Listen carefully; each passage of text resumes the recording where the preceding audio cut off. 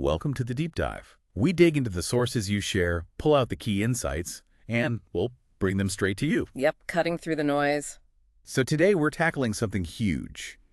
In a world that feels like it's constantly being reshaped by AI, where the unknowns feel as big as maybe early space travel. How do we actually thrive, not just, survive? That's the million-dollar question, isn't it? And our deep dive today really unpacks how some pioneering organizations handled, truly unprecedented complexity way back. And importantly, how their adaptive ways of working connect directly to challenges we face now with AI and really unlocking human potential. Yeah, and it connects to things like Agile, but maybe not in the way people always think. Exactly. We'll see that what we often call agile now, specifically in product and service management, isn't some brand new idea. It actually has these deep, battle-tested roots. And we've got some surprises. We're definitely going to bust a common myth about traditional project management.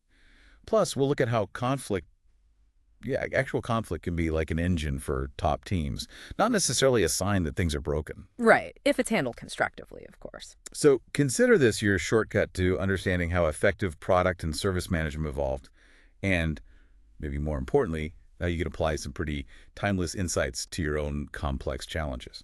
It's about getting that knowledge fast, but still getting the depth, Helping you connect the dots, find those aha moments without getting totally swamped. Okay, so digging into human potential, Mm-hmm. we really have to start with flow state, that mental zone, where people are just at their absolute best. Peak performance territory. Yeah, fully immersed. Work feels almost effortless, even if it's super intense. And the weird thing is, unlike burnout, flow actually seems to boost your energy. That's a key difference. And getting into flow, well, there are basically 4 essential conditions. First off, you need really clear goals. Okay, that's sense. Second, you need immediate feedback, like right away, you know how you're doing.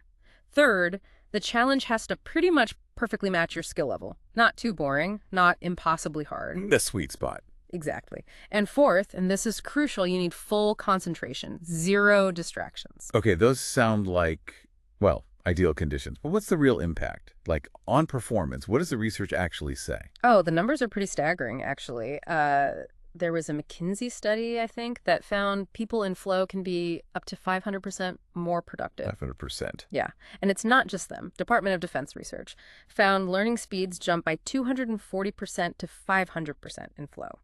Creativity research shows gains between 400% and 700%. Wow.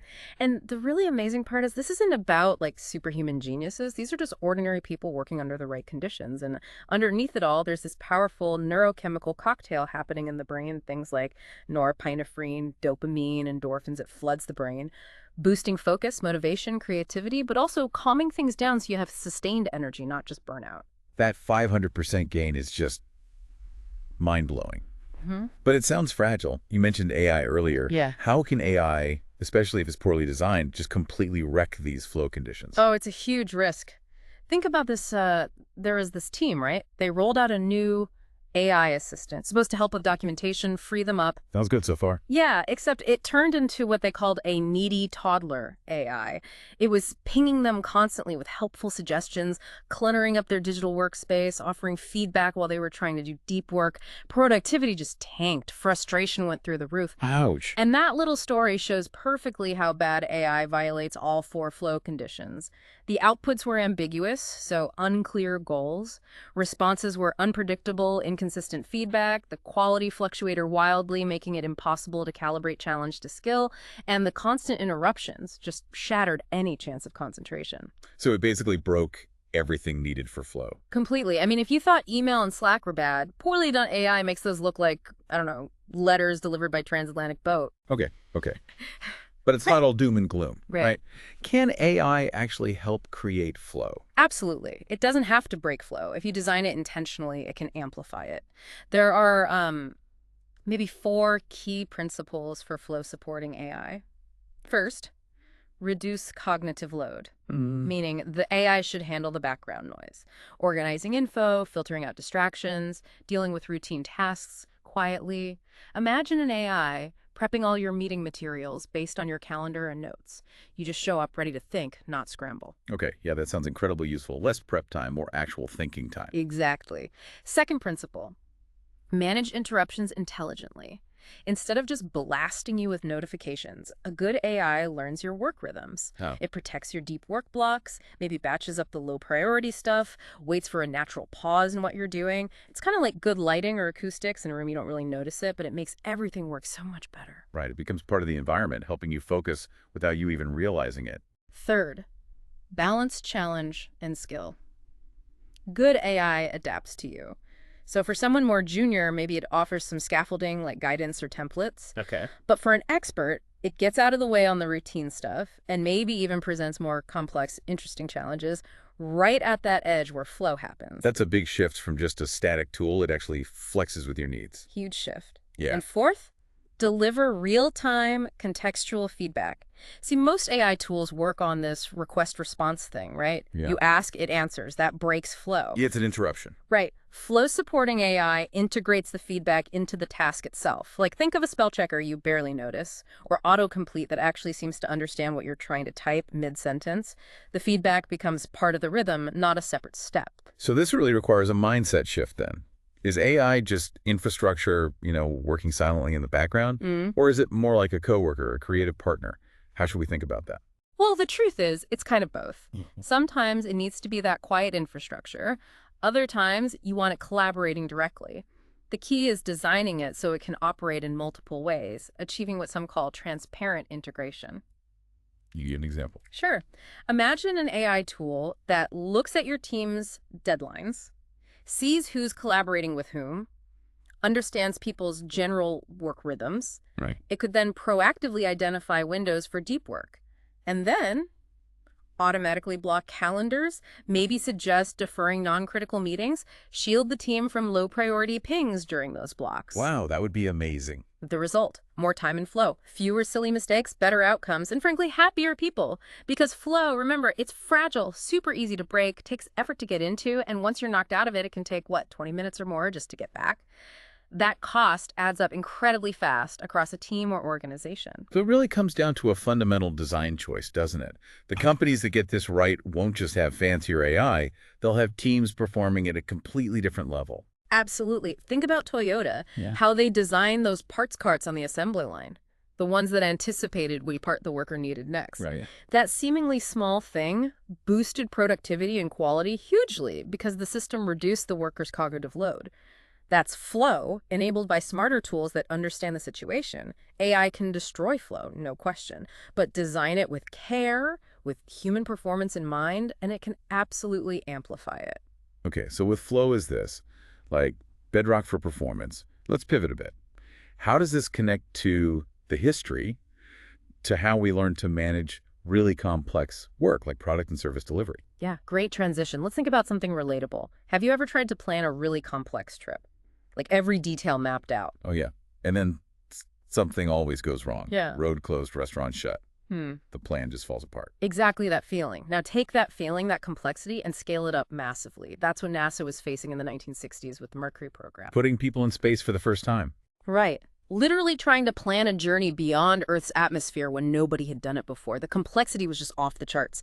And those standard, rigid project plans, they just flat out failed. There were way too many unknowns. You couldn't possibly blueprint every single step from the very beginning. Because what did they do? They didn't just give up. No, they pioneered an approach that we now recognize as iterative and incremental development, IID. Okay, break that down. Iterative and incremental. So iterative means they'd cycle through work, do something, learn from it, tweak it, refine it, maybe do it again. It's a loop. Incremental means they built the massive thing, the spaceship, piece by piece. Like building blocks. Sort of. Think. Develop and test just the parachute system. Get that working. Learn from it. Then work on the heat shield. Test that. Learn. Then communications. Each piece developed, tested, learned from, refined before stacking the next piece on. Okay, I see. Learning as you go, basically. Precisely. And this approach laid the conceptual groundwork for what we now call the agile mindset. NASA realized something profound. When you're exploring the unknown, you absolutely need principles that let you discover things, that allow for continuous learning. You can't just rigidly stick to a plan you made back when you knew the least. Right, because the plan is based on assumptions that might be totally wrong. Exactly. They weren't just following a map. In many ways, they were drawing the map as they went along. And this wasn't just NASA, right? Weren't others facing similar issues? You got it. Around the same time, maybe stretching into the 1970s, you had IBM's Federal Systems Division. They were building these incredibly large, complex, constantly evolving software and hardware systems for government stuff. Think like air traffic control systems. Huge complexity, lots of moving parts, requirements changing. Same kind of challenge, different context. Exactly. And IBM. They also turned to similar incremental methods, specifically for product delivery. It gave them the flexibility they needed to adapt when new information came up, when requirements shifted. They developed parts of the system in chunks, test them, get feedback, build on what worked. It fostered this learning-driven mindset. Again, realizing you can't perfectly predict everything at the start for complex product development. Okay, so NASA, IBM. Yeah. Then there's this guy, Winston Royce. He wrote a paper in the 70s managing the development of large software systems. And now everyone points to that paper as the definition of waterfall project management, right? That really rigid, linear, step-by-step thing. Ah, yes. The famous Royce paper. And here's where we get to bust that big myth. Okay, already. That paper, which is almost universally cited as the origin of rigid, phase-gated waterfall project management, Yeah. Royce actually warned against doing it that way. Seriously. Seriously. He argued that a purely sequential single-pass approach was incredibly risky, especially for complex software. He wasn't endorsing that rigid one-way flow at all. So what did he propose? He actually laid out a phased approach, yes, but critically, it included multiple feedback loops and iterations between the phases. He stressed the need for continuous refinement. His diagrams even showed arrows going backwards. It was much more like a series of, smaller pools cascading down, but each one had a pump to send water back upstream if needed. Wow. That is Right. completely different from how waterfall project management is usually practiced. How did it get so misunderstood? And what were the consequences of that misunderstanding? Well, the linear flowchart looks simple, right? Easy to grasp, easy to manage on paper, maybe. And many organizations back then were more familiar with manufacturing physical goods that assembly line model felt comfortable. Okay, familiarity bias. Probably. But applying that rigidly to complex product development, especially software where things change constantly, big problems. It absolutely led to projects taking way longer, costing much more, and crucially, often failing to deliver what users actually needed because those vital feedback loops Royce talked about were just ignored. And that creates a lot of risk, right? That idea of work in progress, just building up. Exactly. That concept of WIP, pronounced WIP, unvalidated work just piling up step after step without those iterative cycles and feedback loops. It creates massive downstream risk. You might build the whole thing before realizing a fundamental assumption was wrong. So if we pull all this history together, it sounds like Agile wasn't just invented in 2001 when the manifesto was written. Not at all. It evolved directly, organically, from decades of real-world, practical experience, people figuring out how to cut down risk, how to deal with massive uncertainty. These weren't just theories. They were, like we said, battle-tested approaches for managing product and service delivery that proved themselves in some incredibly tough environments. So adaptive methods just emerge naturally when things get complex and uncertain. That seems to be the pattern. NASA couldn't plan every detail of landing on the moon up front. IBM couldn't perfectly predict every system interaction for air traffic control. Royce saw the danger in rigid project plans for complex software. When the Agile Manifesto finally appeared, it wasn't really inventing something brand new. It was more like formalizing and giving a name to these principles, learning, adapting, delivering value incrementally that pioneers had already figured out decades earlier, often just out of necessity. And that history lesson loops right back to today. With AI, integrating AI into products, into services, we're kind of back in that pioneering territory. Exactly right. It's new territory again, full of unknowns. The technology itself is evolving constantly, literally under our feet. Which makes those old school rigid plans feel even less suitable. Way less suitable.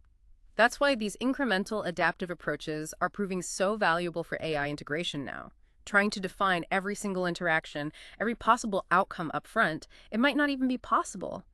AI models themselves can be like black boxes sometimes. The behavior isn't always totally predictable until you train them with real data, and even then. And the data changes, the algorithms improve, new ethical questions pop up. All the time. So yeah, the takeaway is clear. Decades before the Agile Manifesto, organizations had already developed effective techniques to navigate chaos and complexity when developing complex products and services.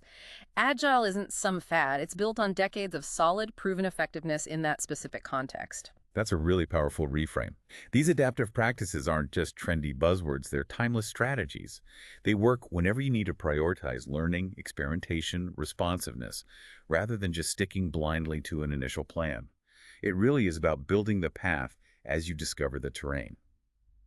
Okay, so let's shift gears again slightly.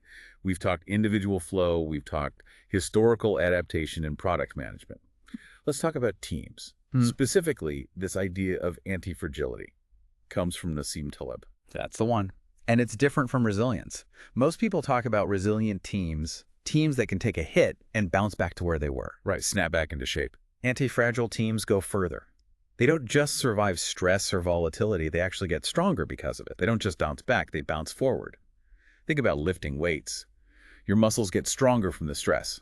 Or your immune system learning from encountering pathogens. Okay, getting stronger through challenge. Exactly. And in a world being constantly reshaped by AI, having that anti-fragile capacity in your teams, well, it isn't really a luxury anymore. It feels like the only way forward. And you said earlier, crucially, anti-fragility isn't just built through like sheer willpower or grit. It connects back to flow. Deeply connected. At the individual level, anti-fragility grows through what's called hormetic stress. Those small intentional stressors, like weightlifting. When people tackle stretch challenges, things that push them but don't completely overwhelm them, they build up a kind of stress immunity and confidence. Yeah. But the anchor here is intrinsic motivation. Having a sense of purpose, having agency, allows people to focus on growth, not just playing it safe. For anti-fragile individuals, failure isn't about shame, it's just feedback. It's an opportunity to learn and get better. Their identity grows through learning. Okay, that's the individual. How does this scale up? How do you build an anti-fragile team? Well, the absolute baseline is psychological safety. And that doesn't just mean everyone's nice to each other. It means people feel safe enough to be candid, to challenge ideas openly, respectfully, without fear of retribution. So safety to disagree. Precisely. Anti-fragile teams create brave spaces where disagreement isn't just tolerated, it's expected, where failures can be discussed openly, not swept under the rug. And diversity of thought becomes critical here. It's not just a value, it's a performance lever. How so? Because different perspectives, different ways of thinking naturally create a bit of constructive friction, and that friction often leads to sharper insights, better decisions, faster adaptation. These teams also have a strong sense of shared ownership. There's no finger pointing, it's always curiosity. Okay, that didn't work. What are we learning here? Not whose fault was that? And I guess this ties back to group flow. When the whole team hits that state. Absolutely. When teams achieve group flow, collaboration feels seamless, feedback flows naturally, individual egos tend to fade into the background, and performance can amplify exponentially. Anti-fragile teams, because they're comfortable with challenge, actually seek out difficult problems, because flow rewards tackling challenges. And you mentioned Agile earlier. Do Agile practices help build this anti-fragility? They act like a kind of scaffolding for it. Think about the core principles. Embracing change over rigidly following a plan. That's designing for anti-fragility right there. Regular retrospectives. That's like the team's built-in immune system, learning and adapting in real time. Self-organization. That builds distributed intelligence and resilience. These aren't just process steps. They build team muscle. Okay, this is fascinating. Let's talk about conflict. Most people, most teams, try to avoid conflict at all costs. Right. But the sources we looked at suggest it can actually be a catalyst, like for innovation, for progress, even just for better understanding. Yeah. That feels wrong somehow. It definitely goes against our instincts, doesn't it? But it requires a shift in perspective. Conflict, when it's handled constructively, is actually a sign that people are invested. They care enough to disagree. It can be the very thing that drives the team forward, forcing different ideas onto the table. And interestingly, research suggests that high-performing teams often grapple with more conflict, not less. Really? More conflict? Yeah, because they have diverse viewpoints and people are highly committed to the outcome. So disagreement isn't just likely, it's almost necessary for robust debate and finding the best path. It becomes a feature, not a bug. I remember reading an anecdote about this leader who actually encouraged fireworks in meetings, like push people to really debate, get the different approaches out there, even if it got a bit heated. Risky, but potentially powerful. Yeah, they said a walk a fine line sometimes could get close to toxic, which highlights that need for psychological safety again. But the point was, those animated, sometimes difficult discussions ultimately led to much higher quality decisions because they explored so much more ground. Exactly. But that fine line is critical. Unresolved, festering conflict is toxic. It builds invisible walls, kills motivation, silently sabotages projects, and bridging that gap, turning potential toxicity into productive friction, that comes down to active listening. Active listening. Okay. It sounds simple, but the common mistake is huge. Most people listen with the intent to reply, to formulate their counter-argument, not with the intent to truly understand the other person's perspective. And when you do that, you miss critical information. And there's neuroscience behind this too, isn't there? Something about feeling heard. Yeah, it's amazing when someone genuinely feels heard, like truly understood, it literally deactivates the threat response, the fight or flight system in their brain. It physically shifts them from a defensive posture to one of openness. It unlocks the potential for collaboration. Okay, so practically speaking, how do you do active listening, especially in a tense situation? Okay, few key things. First, agree on intent up front. Maybe say something like, hey, before we even try to solve this, let's make sure we both feel really understood. Or ask, help me understand what's really important to you here. Setting the stage for understanding, not winning. Exactly. Second, watch your body language. Avoid leaning in aggressively, pointing, crossing your arms, looking away. Try to maintain an open posture. Make eye contact. It signals you're receptive. Nonverbal cues matter. Hugely. Third, echo back or paraphrase. After they've spoken, summarize what you heard in your own words. Then, and this is key, ask for confirmation. So if I'm hearing you right, you're saying X, Y, and Z. Is that correct? This does two things. Ensures you actually understood and makes the other person feel heard. Okay, paraphrase and confirm. And fourth, try to balance advocacy and inquiry. It's okay to state your view clearly, here's how I see it, but pair that with genuine questions to dig deeper into their perspective. What leads you to that conclusion? Can you tell me more about? So it's not just about listening, but also about asking good questions. Right. This whole process often leads to what some call the groan zone. The groans. Yeah, it's that dynamic phase where there's respectful, but maybe quite animated disagreement. Ideas are clashing, being challenged, evolving. It can feel uncomfortable, hence the groan, but it's often where the best thinking happens. And are there things teams can agree on beforehand, like ground rules for conflict? Absolutely. Team agreements are powerful. A really critical one, no blame. The focus is always on solving the team's challenge together, not on assigning fault. Another good one is to use I statements. Ah, I've heard of this. Yeah, instead of saying you always interrupt, which sounds accusatory, try framing it from your perspective. I feel frustrated when I'm interrupted because, or my perspective on this is, it feels less like an attack. And finally, especially for really crucial decisions, agree that someone will always paraphrase the key points at the end to ensure everyone is aligned. Okay, just to confirm, are we all agreed that the next step is X? Simple checks for alignment. What about timing and setting? Does that matter? Big time. For really emotionally charged issues, a one-on-one conversation is often much better. Less pressure, easier to really practice that deep, active listening. Trying to hack out intense personal feelings in a big group meeting, people can get defensive quickly. Right place, right time. And remember, building conflict competence, getting good at this, takes practice. It's okay to pause a conversation, reflect, maybe even say, can I rephrase that? Or could you clarify what you meant? And normalizing that builds a culture of understanding and makes the team more resilient in the long run. Okay, this is all super relevant for any team, but let's bring AI back into it. Integrating AI definitely seems like a potential source of new conflicts, right? It messes with roles, routines, people's sense of expertise. It can create fear, resistance. Without a doubt. And that's where active listening becomes absolutely critical again. It's the tool you need to gently uncover those underlying fears and concerns people might have about AI adoption. Using phrases like, tell me more about what's behind that concern for you, or what's your sense of how this might actually impact your day-to-day work? That encourages people to share honestly, rather than just staying silent or passively resisting. But here's a really cool idea from the sources. The conflict data itself, like where the friction points are around AI, can actually help you implement it better. Yes, it's a fantastic feedback loop. Paying close attention to where conflict or resistance bubbles up when you're rolling out AI. It's like the proverbial canary in the coal mine. An early warning system. Exactly. It signals potential blind spots in your strategy. Maybe the training isn't right. Maybe the tool isn't integrating well with existing workflows. Maybe there are ethical concerns you haven't addressed. Ignoring that friction, that team discomfort. It could easily snowball into bigger problems, later customer issues, product failures, reputational damage.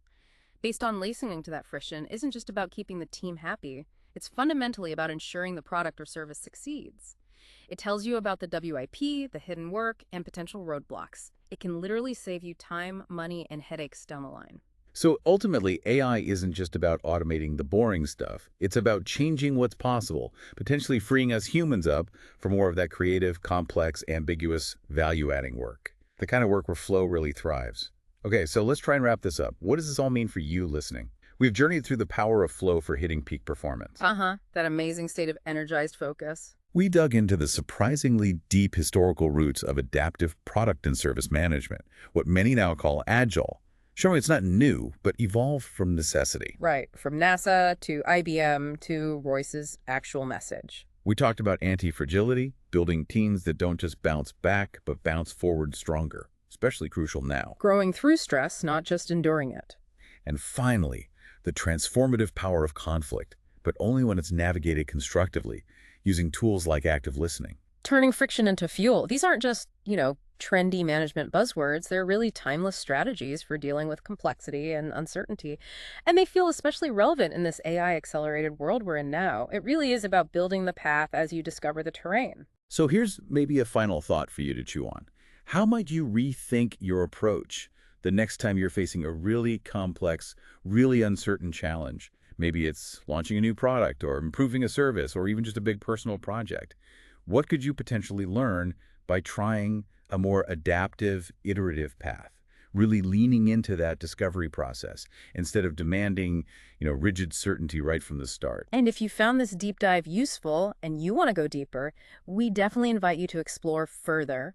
Please do check out the links in the description below. Yeah, definitely check those out. We've got links to the source videos we drew from, and they have loads more insights on building these kinds of adaptive organizations, designing effective human-AI collaboration, understanding things like value stream mapping, and of course, creating those environments that really support flow. So definitely keep learning, keep exploring these threads. Thanks so much for joining us for the deep dive.